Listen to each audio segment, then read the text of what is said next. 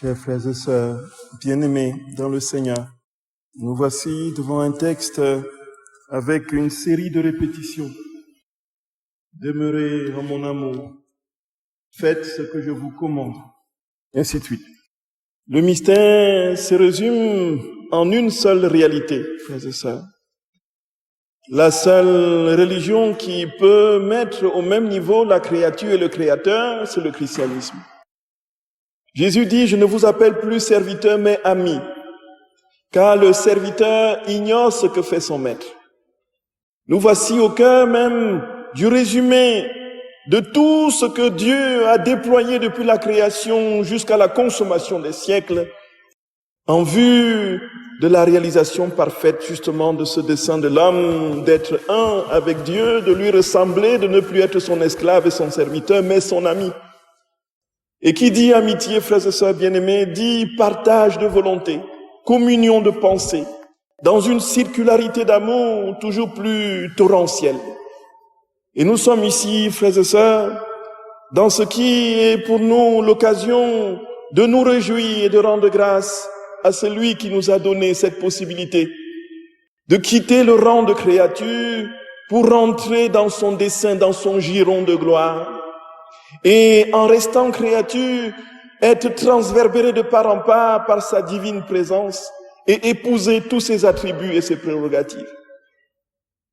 Et Jésus nous dit, frères et sœurs, comme il y a une relation de transitivité, comme le Père m'a aimé, moi aussi je vous ai aimé, et avec cet amour, aimez-vous les uns les autres. Comment le Père a aimé le Fils et comment le Fils nous a aimés. Ce que nous savons d'une manière concrète, c'est l'amour du Fils qui s'est manifesté d'une manière singulière lorsqu'il est venu épouser notre condition mortelle, est allé jusqu'à la mort et la mort de la croix, comme dit Saint Paul aux Philippiens, et nous a donné la possibilité d'avoir devant nous la gloire totale et parfaite par le nom de Jésus, devant qui tout genou fléchit au ciel, sur terre et aux enfers, et que toute langue le proclame comme Seigneur et Sauveur. Et dans l'amour dont nous a aimé le Fils, Jésus nous dit que c'est de cet amour qu'il a été aimé de son Père. Et donc il s'est donné totalement, pleinement, jusqu'à la dernière goutte de son sang, pour que nous n'ayons rien d'autre, frères et sœurs bien-aimés, à désespérer, parce que tout nous a été donné de la vie même de Dieu. Et comme le sang c'est la vie, et que la vie appartient à Dieu, et que la vie est Dieu, Dieu nous a donné ce qu'il pouvait nous donner, son être tout entier. Et c'est ainsi qu'il aime le Père, que son Père l'a aimé. Cela veut dire, frères et sœurs bien-aimés, que son Père lui a tout donné et s'est donné entièrement à lui. Et nous voici donc dans la relation d'amour qui circule dans la Trinité. Le Père aime entièrement le Fils. Le Fils se donne totalement et parfaitement au Père dans la communion du Saint-Esprit. Et alors Jésus nous dit, si tu veux entrer dans ma vie, si tu veux jouir de ma sainteté, de mes prérogatives, si tu veux être dans cette tendresse infinie, si tu veux vivre de cette paix perpétuelle, si tu veux rentrer dans cette joie parfaite, une seule chose, c'est de faire ce que je te commande. Et nous voici donc dans la deuxième série de répétitions, près de 6 fois, je te commande, commandement, commande, commandement, commande. Et alors, si vous gardez mes commandements, vous demeurez dans mon amour, comme moi j'ai gardé les commandements de mon Père et je demeure dans son amour. Mon commandement, le voici. Aimez-vous les uns les autres comme je vous ai aimés. Vous êtes mes amis si vous faites ce que je vous commande. Et il termine en disant, voici ce que je vous commande. C'est de vous aimer les uns les autres. Nous voyons, frères et sœurs bien-aimés, que dans une mentalité contemporaine, on va parler de l'embrigadement. On va parler d'une posture sectaire. Il me laisse aucune liberté. Comment se fait-il que je ne peux rien faire si je n'obéis à son ordre, à ses ordres? Alors où est ma liberté? Je suis entièrement prisonnier, embrigadé. C'est le lavage de cerveau. Voyez, voilà ce qu'on dirait aujourd'hui avec notre mentalité. Mais ici, frères et sœurs d'amour, comprenons bien ce que c'est que le commandement de Dieu. Le commandement, ce n'est pas un ensemble de lois coercitives qui nous empêchent de nous mouvoir dans une liberté propre. Ce n'est pas un ensemble de cadenassement. Ce n'est pas un ensemble de privation de liberté par des lois impossibles à réaliser. Le commandement de Dieu, frères et sœurs bien-aimés, c'est les stratagèmes d'amour qu'il multiplie pour enchaîner nos cœurs à son cœur. Quand Dieu nous commande, en fait, il nous dit, je veux que tu sois heureux. Je ne désire rien d'autre. C'est le commandement du Père qui attend le Fils prodigue à son retour après avoir gaspillé ses biens et qui vient et il dit, je te commande de mettre ton discours d'excuses dans la poche. Je te commande de revêtir le vêtement nouveau. Je te commande de faire la fête. Je te commande de manger le veau gras. Je te commande de festoyer et de danser. Je te commande, voyez, dans la Trinité, les trois personnes se commandent mutuellement. Le Père commande le Fils commande au Père. Et naturellement, le Saint-Esprit commande au Père et au Fils. Tout simplement parce qu'il y a cette circularité d'amour qui fait que tout ce qui est commandement est stratagème d'amour, multiplication, de tendresse, de manifestation infinie d'amour. Voilà le commandement, frères et sœurs bien-aimés. Voilà le commandement en régime chrétien. Les 10 commandements ne sont donc pas de la ferraille, du cadenas et des chaînes qui sont mis à notre liberté. C'est naturellement la manifestation de l'amour infini de Dieu, dont le Père est continuellement en train de s'agenouiller devant le Fils. Le Fils est continuellement dans une dépossession de soi et en train d'obéir à son Père. Je ne fais rien que ce que le Père m'a commandé, dit-il. Et ce faisant, frères et sœurs, l'unique possibilité pour nous, c'est d'entrer dans la logique du bonheur que le Seigneur nous propose, quitter notre volonté propre, épouser celle de Dieu, pour que notre vie soit désormais le ciel. Et le fruit immédiat et irréfragable, irréfutable, palpable, concret, que l'on ne peut éviter quand on est dans cette vie pleine de Dieu, frères et sœurs bien-aimés, le Seigneur nous dit, si vous demeurez dans mon commandement, je vous ai dit cela pour que ma joie soit en vous et que votre joie soit parfaite. Et le fruit immédiat, le voilà, la joie parfaite. Frères et sœurs bien-aimés, c'est quoi la joie? La joie, c'est tout ce qu'on peut aujourd'hui décliner dans 1001 considérations qui n'en sont point une. La joie n'est pas ce que l'on peut trouver dans l'excitation des sens. Quand on a pris quelque chose d'excitant pour les neurones et que l'on se retrouve dans une espèce de béatitude factice et artificielle comme ça, comme sur le coup des excitants, voyez, c'est le fait d'un verre de trop, puis on commence à rire, on jubile là, une jubilation béate comme ça, sans aucune raison.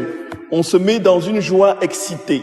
Ce n'est pas de la joie, c'est pas la joie parfaite, puisque cette joie est conditionnée, frères et sœurs bien-aimés, par les neurones qui sont dans un état particulier. Et il y a une joie, certes légitime, les joies ordinaires de la vie, avec tout ce que nous pouvons vivre au quotidien, la naissance d'un enfant, la réussite professionnelle, la promotion dans un domaine particulier, une relation qui s'améliore, un pardon qui est donné. Cette joie est tout à fait légitime, mais elle est conditionnée par des choses qui extérieurement vont bien. Mais la joie parfaite dont parle le Seigneur, frères et sœurs bien-aimés, c'est la joie qui n'a pas de condition. C'est une joie qui tire son origine même du cœur de Dieu et qui est celle que notre Seigneur a déployée sur la croix lorsqu'il a dit « Père, pardonne-leur, car ils ne savent pas ce qu'ils font. » C'est alors que les saints ont travaillé à méditer, à comprendre cette autre joie. Et Saint François en particulier, frères et sœurs bien-aimés, va nous donner une leçon mémorable de ce qu'est la joie parfaite. Et naturellement, ce texte magnifique que nous connaissons certainement et que j'ai eu l'occasion déjà de présenter dans d'autres années, en fait, je manque d'inspiration, je ressasse les mêmes choses. Mais toujours est-il que la répétition, c'est la mère du savoir. C'est aussi, d'un point de vue spirituel, ce qui nous fait grandir et ce qui nous fait, évoluer.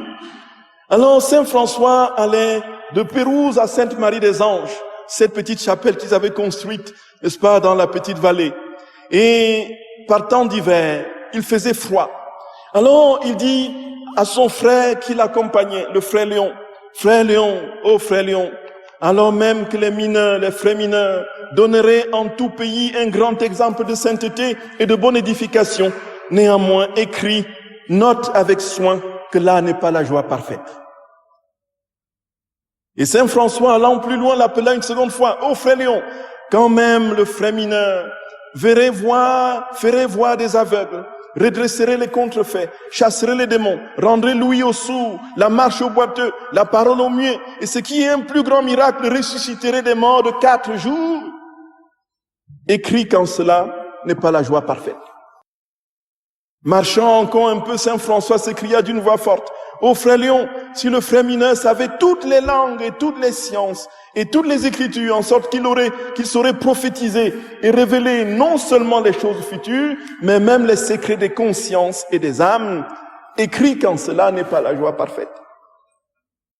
Allant un peu plus loin, Saint François appela encore d'une voix forte, ô frère Léon, petite brebis de Dieu, quand même le frère parlerait la langue des anges et saurait le cours des astres et les vertus des herbes, et que lui serait révélé tous les trésors de la terre, et qu'il connaîtrait les vertus des oiseaux et des poissons, et de tous les animaux et de tous les hommes, des arbres, des pieds, des racines et des eaux, écrit qu'en cela n'est pas la joie parfaite.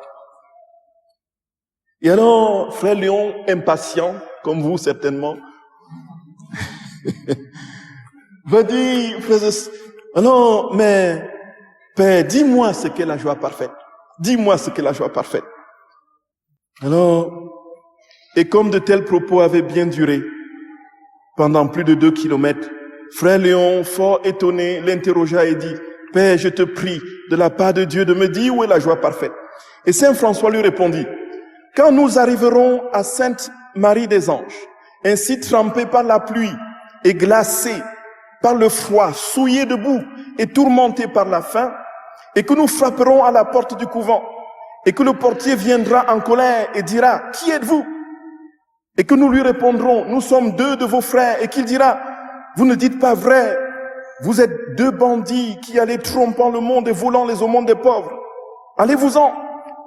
Et quand il ne nous ouvrira pas, et qu'il nous fera rester dehors, dans la neige et la pluie, avec le froid et la faim jusqu'à la nuit, alors si nous supportons avec patience, sans trouble,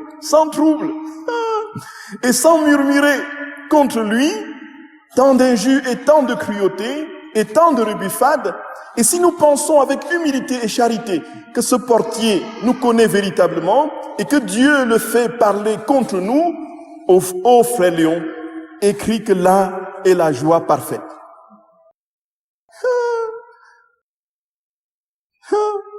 Ne me demandez pas si je suis dans la joie parfaite. Et si nous persistons à frapper et qu'il sorte en colère et qu'il nous chasse comme des vauriens, avec force vilainie et souffler en disant « Allez-vous-en ici, misérables, petits voleurs, allez à l'hôpital, car ici vous ne mangerez ni ne logerez. » Si nous supportons tout cela avec patience, avec allégresse, dans un bon esprit de charité, ô frère Léon, écrit que là est la joie parfaite.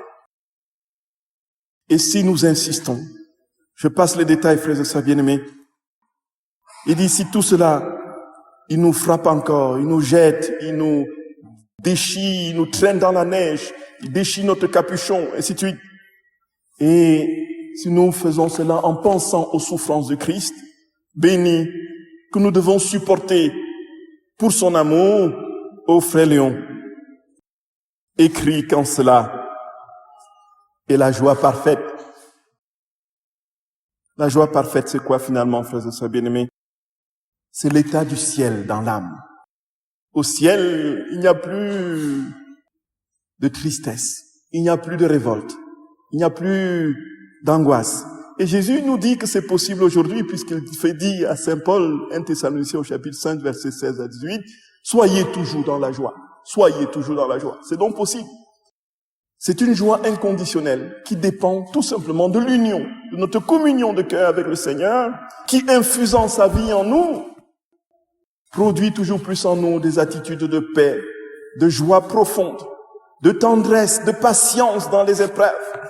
Et naturellement, cette espérance vive, que rien ni personne ne peut nous séparer de l'amour de Dieu. Romains au chapitre 8. Ni la mort, ni la vie, ni le présent, ni l'avenir, ni les hauteurs, ni les profondeurs, ni les anges, ni les dominations. Rien ne pourra nous séparer de l'amour de Dieu, manifesté en Jésus-Christ, notre Seigneur. Frères et sœurs bien-aimés, qui nous donne la grâce de pouvoir nous ouvrir à son amour et de ne rien laisser passer qui ne contribue à cette union et de nous accrocher fort malgré les épreuves et les souffrances et proclamer dans les épreuves la victoire de notre Seigneur qui a déjà définitivement vaincu la mort puisqu'il a trimballé, comme dit Saint Paul aux Colossiens, dans le cortège triomphal de la croix. Aimons Jésus, frères et sœurs d'amour, et croyons de tout notre cœur que sa vie est possible déjà dès ici-bas et que nous pouvons déjà vivre le ciel malgré les tribulations parce que son amour est devenu désormais notre seconde nature. Qu'il nous bénisse et nous garde dans sa paix, lui qui est Dieu pour les siècles des siècles. Amen.